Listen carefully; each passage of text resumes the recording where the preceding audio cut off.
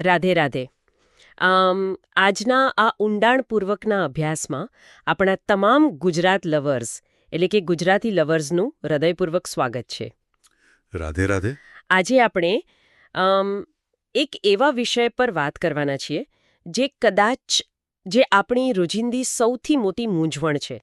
આપણે ઘણીવાર એવું વિચારીએ છીએ ને કે આધ્યાત્મિકતા એટલે હિમાલયમાં જઈને બેસી જવું. હા, સામાન્ય રીતે લોકો એવું જ માનતા હોય છે. બરાબર. અને આપણું સામાન્ય વ્યવહારુ જીવન એટલે સવારથી સાંજ સુધીની બસ દોડધામ. આ બંને જાણે સાવ અલગ જ ધ્રુવો છે. પણ આજે આપણી પાસે જે કન્ટેન્ટ છે તે આ બંનેનો એક એવો અદ્ભુત સમન્વય રજૂ કરે છે જે આપણી વિચારવાની રીત બદલી નાખશે. ચોક્કસ. આજની આપણી આ ચર્ચાનો મૂળ સ્ત્રોત છે પ્રખ્યાત વેબસાઇટ gujaratiTV.com અને આ બહુ જ રસપ્રદ કન્ટેન્ટ તૈયાર કર્યું છે લેખક સેવક માધવ જસાપરાએ. આપણે આજે પરમ પૂજ્ય શ્રી પ્રેમાનંદજી મહારાજના સત્સંગના સાર વિશે બહુ ઊંડી ચર્ચા કરવાના છીએ. આજના આ જટિલ અને પેલું જે સોશિયલ મીડિયાનો ઘોંઘાટ છે ને એવા તણાવપૂર્ણ સમયમાં મનની શાંતિ શોધવી એ આપણા સૌ માટે મોટો પડકાર છે. આજના આ લેખમાં તેના ખૂબ જ સરળ પણ ઊંડા જવાબો છે. ચાલો આને સમજીએ. અહીં સૌથી રસપ્રદ બાબત એ છે કે જ્યારે આપણે આ સત્સંગના સારનો ઊંડાણપૂર્વક અભ્યાસ કરીએ ત્યારે સ્પષ્ટ થાય છે કે આ ચર્ચા માત્ર કોઈ ધાર્મિક ક્રિયાકાંડ પૂરતી સીમિત નથી. હા. જો આપણે આને ડીકોડ કરીએ તો આ ખરેખર માનવ મનોવિજ્ઞાન, આપણા પરસ્પર સંબંધોની જટિલતા અને આપણી રોજિંદી આદતોને સુધારવાનું એક ખૂબ જ પાવરફુલ માળખું છે. હા, અને આ જ પ્રેક્ટિકલ રસ્તાઓની વાત કરીએ તો આપણે સૌથી પહેલા એ જ મુદ્દાથી શરૂઆત કરીએ જે સામાન્ય માણસની સૌથી મોટી ફરિયાદ હોય છે. કઈ ફરિયાદ? પેલી કે મારું મન ભજનમાં કે કોઈ સારા કામમાં લાગતું જ નથી. આમ આપણે આંખો બંધ કરીને બેસીએ અને તરત જ ઓફિસના ઈમેલ્સ યાદ આવવા લાગે. બિલકુલ સાચી વાત છે. મન બહુ ચંચળ છે. તો આના પર શ્રી પ્રેમાનંદજી મહારાજ જે કહે છે તે ખરેખર આશ્ચર્યજનક છે. તેઓ કહે છે કે મન લાગવું જ જોઈએ. એવું કોણે કહ્યું? આપણે માત્ર 24 કલાક ભગવાનનું નામ જપવાનું છે. મન લાગે કે ના લાગે, બસ રાધા રાધા નામ જપતા રહેવાનું છે. આ તો એકદમ નવી જ દૃષ્ટિ છે. હા, આ વિચારને આપણે થોડો વધુ વિસ્તારથી સમજીએ. માધવજીના કન્ટેન્ટમાં આ વાતને સમજાવવા માટે અગ્નિનું એક અત્યંત સચોટ ઉદાહરણ આપવામાં આવ્યું છે. અગ્નિનું ઉદાહરણ? હા, ધારો કે કોઈ સળગતો અંગારો છે. જો કોઈ તેને ભૂલથી અડે, પૂરી જાણકારી સાથે રિસર્ચ કરવાના હેતુથી અડે અથવા તો સંપૂર્ણ શ્રદ્ધાથી હાથ જોડીને અડે તો તેનું પરિણામ શું આવશે? તે દઝાડે જ ને. એક્ઝેક્ટલી. અગ્નિનો એ મૂળભૂત સ્વભાવ છે. તે એ નથી જોતો કે અડનારનો ભાવ કેવો છે. બરાબર? એવી જ રીતે રાધા રાધા નામ જપનું પણ એક વિજ્ઞાન છે. ભગવાનના નામમાં પાપોને બાળી નાખવાની સહજ શક્તિ રહેલી છે. એટલે મન ભલે ભટકતું હોય પણ જીભ પર નામ જપ ચાલુ રહેશે તો તે અસર કરશે જ. હા, તે પોતાની પોઝિટિવ અસર બતાવ્યા વિના રહેશે નહીં. આ ખરેખર બહુ જ મોટી રાહતની વાત છે કે શરૂઆતમાં જ પરફેક્શનની જરૂર નથી. હવે આ નામ જપ કરવાથી ચોક્કસ કયા ફાયદા થાય છે તેની પણ લેખમાં બહુ જ સરસ છણાવટ છે. મુખ્યત્વે 3 મોટા ફાયદાઓ છે. પહેલો ફાયદો છે દેહ સૌભાગ્યમ. આ સમજાવવા માટે ગોસ્વામી તુલસીદાસજીનું એક એવું ઉદાહરણ છે જે સાંભળીને જ રૂવાડા ઊભા થઈ જાય. જ્યારે તુલસીદાસજી રામના નહોતા થયા એટલે કે જ્યારે તેમણે સાધના શરૂ નહોતી કરી ત્યારે તેમની સ્થિતિ એટલી દયનીય હતી કે તેમણે ભીખમાં ખાવાનું પણ માંડ મળતું. લોકો તેમને અપશુકુનિયાળ માનતા. હા, કોઈ તેમનો પડછાયો પણ નહોતું લેતું. પણ જ્યારે તેઓ રામ નામના થઈ ગયા ત્યારે સમયનું ચક્ર એવું ફર્યું કે ખુદ અકબર બાદશાહે પોતાનો તાજ ઉતારીને તુલસીદાસજીના ચરણોમાં મૂકી દીધો હતો. અદ્ભુત. ક્યાં એક રજડતો ભિખારી અને ક્યાં મહાન સમ્રાટનો તાજ. આ માત્ર ભગવાનના નામનો પ્રતાપ છે. અને આ ઉદાહરણ સાબિતી આપે છે કે સાચી શક્તિ નામમાં છે. જો આપણે આગળ વધીએ તો બીજો મહત્વનો ફાયદો છે આરોગ્યમ. હા, આજે મેડિકલ સાયન્સ આગળ છે છતાં રોગો વધે જ છે. સાચી વાત છે. આ માહિતી મુજબ જ્યારે આપણે સતત નામ જપીએ છીએ ત્યારે અંદરથી એક પ્રકારનું નામામૃત ઉત્પન્ન થાય છે.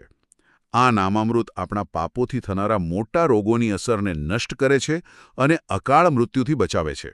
અને સાયકોલોજીની રીતે જોઈએ તો તણાવ પણ ઘટે છે. બિલકુલ. અને ત્રીજો ફાયદો જે આની સાથે જોડાયેલો છે તે છે પરમ સુખમ. પરમ સુખ એટલે પૈસા કે ગાડી નહીં ને? ના, જરાય નહીં. પરમ સુખ એટલે કામ, ક્રોધ અને લોભ, આ ત્રણ સૌથી મોટા આંતરિક શત્રુઓ પર વિજય મેળવવો. જ્યારે મન આનાથી મુક્ત થાય ત્યારે જ અખંડ શાંતિ મળે છે. બહુ સરસ રીતે સમજાવ્યું. પણ આ બધી વાતો સાંભળીને એક પ્રેક્ટિકલ પ્રશ્ન થઈ શકે. લેખમાં કૃષ્ણપાલજી નામના એક જિજ્ઞાસુ પૂછે છે કે જો કોઈની પાસે ગુરુ હોય અને તેમણે રોજની 11 કે 21 માળા કરવાનો નિયમ આપ્યો હોય તો શું કરવું? કારણ કે ઘણાને માત્ર અખંડ નામ જપમાં વધારે રસ પડતો હોય છે. હા, આ બહુ સામાન્ય કન્ફ્યુઝન છે. તો શું ગુરુનો નિયમ છોડી દેવો? ના, ક્યારેય નહીં. શ્રી પ્રેમાનંદજી મહારાજ ખૂબ જ સ્પષ્ટ માર્ગદર્શન આપે છે કે આધ્યાત્મિક માર્ગમાં ગુરુની આજ્ઞા સર્વોપરી છે. જો ગુરુએ 11 માળાનો નિયમ આપ્યો છે તો પહેલાં તે પૂરો કરવો જોઈએ. એટલે શિસ્ત જાળવવી જરૂરી છે. હા. ત્યારબાદ આખો દિવસ કામ કરતા કરતા અખંડ નામજપ કરતા રહેવું જોઈએ. ગુરુમંત્ર એ પાયો છે અને અખંડ નામજપ એ ઇમારત છે. બંને એકબીજાના પૂરક છે. આ સ્પષ્ટતા બહુ જ જરૂરી હતી. હવે આપણે એક બીજી ગેરસમજ તરફ વળીએ. આપણી ત્યાં એવી માન્યતા છે કે સાચી આધ્યાત્મિકતા એટલે સંસાર છોડી દેવો, ઘર પરિવારની જવાબદારીઓમાંથી છટકી જવું, સંસારમાંથી ભાગી જવું. હા. શશીજી નામના ભક્ત સત્સંગમાં પૂછે છે કે સેવા અને નામજાપ આ બંનેમાંથી કોનું મહત્વ વધારે છે? શું બધું છોડી દેવાનું? માધવ જસાપરાના લેખમાં આનો બહુ જ સુંદર જવાબ છે. મહારાજજી આને સમજાવવા પક્ષીની 2 પાંખોનું ઉદાહરણ આપે છે. પક્ષીની 2 પાંખો? હા, કોઈ પણ પક્ષી માત્ર એક પાંખ ફફડાવીને ઉડી ન શકે. તેને બંને પાંખોની એક સરખી જરૂર પડે. બરાબર તેમ જ આધ્યાત્મિક ઉડાન માટે એક પાંખ છે સેવા અને બીજી પાંખ છે સુમિરણ, એટલે કે નામજપ. કોઈ એક વિના ઉડાન શક્ય નથી. આ સેવા એટલે મંદિરમાં જઈને સાફ સફાઈ કરવી એવું જ નહીં ને? ના, આ કન્ટેન્ટ બહુ સ્પષ્ટ કરે છે કે માતા પિતાની સેવા, સાસુ સસરાની સંભાળ, પરિવારનું ભરણપોષણ અને ગૌ સેવા આ બધું જ સાચા અર્થમાં સેવા છે. એટલે આપણે રોજિંદા ઘરના કામ કરતા કરતા પણ સાધના કરી શકીએ? જ્યારે રસોઈ બનાવતા હોઈએ ત્યારે મનમાં નામજપ ચાલુ રહી શકે? આ તો નોકરિયાત વર્ગ અને ગૃહિણીઓ માટે બહુ મોટા આશાનું કિરણ છે. બિલકુલ. હવે આપણે એક એવા વિષય પર આવીએ જે હંમેશા લોકોમાં કુતૂહલનો વિષય રહ્યો છે: ચમત્કાર. અરે હા, લોકો ચમત્કારો પાછળ બહુ ભાગે છે. સત્સંગમાં અમિતાજી પૂછે છે કે પ્રેમાનંદજી મહારાજના દરબારમાં કોઈ જાદુનો દાવો નથી, તો પણ લોકો અજબ બળનો અનુભવ કેમ કરે છે? આ બાબત અંધશ્રદ્ધા પર મોટો પ્રહાર કરે છે. તો સાચો ચમત્કાર કોને કહેવાય? લેખ સ્પષ્ટ કરે છે કે હવામાંથી કોઈ ભસ્મ પેદા કરવી એ ચમત્કાર નથી. સાચો ચમત્કાર છે કોઈ પણ જીવની બુદ્ધિનું પરિવર્તન થઈ જવું. એટલે હૃદય પરિવર્તન. હા, વૃંદાવનમાં હજારો યુવાનો જે એક સમયે દારૂ કે ખરાબ માર્ગે હતા, તેઓ માત્ર સત્સંગ સાંભળીને અને રાધા નામના પ્રતાપે આ બધું છોડી દીધું છે. આજે તેઓ કંઠી ધારણ કરીને તિલક લગાવીને પવિત્ર જીવન જીવે છે. આ બગડેલી બુદ્ધિનું શુદ્ધ થઈ જવું એ જ સૌથી મોટો ચમત્કાર છે. બહુ જ હૃદયસ્પર્શી વાત છે. આદતો બદલવી એ દુનિયાનું સૌથી અઘરું કામ છે. આની સાથે એક બીજો બહુ ડીપ પ્રશ્ન છે, ભગવાનના અસ્તિત્વ અને સ્વરૂપ વિશે. રમતારામજી પૂછે છે કે જો દેહધારીથી પ્રીતિ ન કરવી તો જ્યારે ભગવાન અવતાર લે છે, જેમ કે રામ કે કૃષ્ણ, તો શું તેમનું શરીર પણ આપણા જેવું જ હોય છે? અહીં આધ્યાત્મિક વિજ્ઞાન સમજવું પડે. ભગવાનનું શરીર આપણા જેવું પંચભૌતિક નથી હોતું. પંચભૌતિક એટલે? એટલે પૃથ્વી, જળ, અગ્નિ, વાયુ અને આકાશનું બનેલું. આપણું શરીર લોહી માંસનું બનેલું છે જે બીમાર પડે અને નાશ પામે. પણ ભગવાનનું શરીર ચિદાનંદમય હોય છે, શુદ્ધ ચેતના અને આનંદનું બનેલું. હા, અને આ સાબિત કરવા માટે લેખમાં કૃષ્ણ ભગવાનના અકલ્પનીય ઉદાહરણો છે. જરા કલ્પના કરો, યમુના નદીમાં કાલિયા નાગના ઝેરમાં જો કોઈ સામાન્ય માણસ પડે તો ખાખ થઈ જાય, પણ બાળકૃષ્ણએ હસતા હસતા તેમાં નૃત્ય કર્યું. બિલકુલ. બીજું એ કે આખા જંગલની દાવાનળની આગ ભગવાને પી લીધી. અને સૌથી મોટું આશ્ચર્ય, માત્ર 7 વર્ષની ઉંમરે 21 કિલોમીટર લાંબો ગિરિરાજ પર્વત 7 દિવસ સુધી માત્ર ટચલી આંગળીએ ઉઠાવી રાખ્યો. કોઈ પંચભૌતિક શરીરમાં આટલી તાકાત હોય જ ન શકે. સાચી વાત છે. આ જ સિદ્ધ કરે છે કે ભગવાનના સ્વરૂપમાં આપણા જેવા દોષ જોવા એ મૂર્ખામી છે. અદ્ભુત. હવે આ ફિલોસોફીથી આપણે ફરી પાછા આપણા રોજિંદા જીવન પર આવીએ. સંબંધોની આંટીઘૂંટી વિશે દિલ્હીથી વિજેતાજીનો પ્રશ્ન છે. એવું લાગે કે આ તો આપણા ઘરની જ વાત છે. શું પ્રશ્ન છે? તેઓ કહે છે કે હું બધા સાથે બહુ સારો વ્યવહાર કરું છું, પણ સામેથી હંમેશા એવા જ પ્રેમ અને સન્માનની અપેક્ષા રાખું છું, અને જ્યારે એ ન મળે ત્યારે હું દુઃખી થાઉં છું. તો આને કેવી રીતે સમજવું? આ હ્યુમન સાયકોલોજી છે. મહારાજજીનો દૃષ્ટિકોણ થોડો કડક છે. તેઓ કહે છે કે અપેક્ષા રાખવી એ જ સ્વાર્થ છે. સ્વાર્થ? આપણે તો એને પ્રેમ કહીએ છીએ. આપણે એને વ્યાપાર બનાવી દીધો છે કે મેં તારું કર્યું તો તારે મારું કરવું જ જોઈએ. સાચો માર્ગ છે નેકી કર ઓર દરિયા મેં ડાલ. સામેની વ્યક્તિ સન્માન આપે કે ગાળો આપે, આપણો વ્યવહાર સારો જ રહેવો જોઈએ. આ બહુ અઘરું છે. આપણી ખુશીનો રિમોટ કંટ્રોલ બીજાના હાથમાં છે. આની સાથે જોડાયેલો પ્રશ્ન છે બીજાની ભૂલો જોવી. મહારાષ્ટ્રથી ગુલશનજી પૂછે છે કે બધું ખબર હોવા છતાં લોકોની ભૂલો દેખાઈ જ જાય છે. આનો જવાબ બહુ ઊંડો છે. જ્યારે કોઈમાં દોષ દેખાય ત્યારે ખરેખર તે દોષ આપણા પોતાના મનમાં પડેલો હોય છે. અચ્છા. હા, જો આપણું હૃદય નિર્દોષ હશે તો આખી દુનિયામાં કોઈની ખામી નહીં દેખાય. કબીરદાસજીનો પ્રખ્યાત દોહો છે, બુરા જો દેખન મેં ચલા, બુરા ન મિલ્યા કોઈ. જો દિલ ખોજા આપના, મુझसे બુરા ન કોઈ. અને આધ્યાત્મિક નિયમ છે કે નિંદા કરવાથી બીજાના પાપ આપણા માથે આવે છે. બિલકુલ.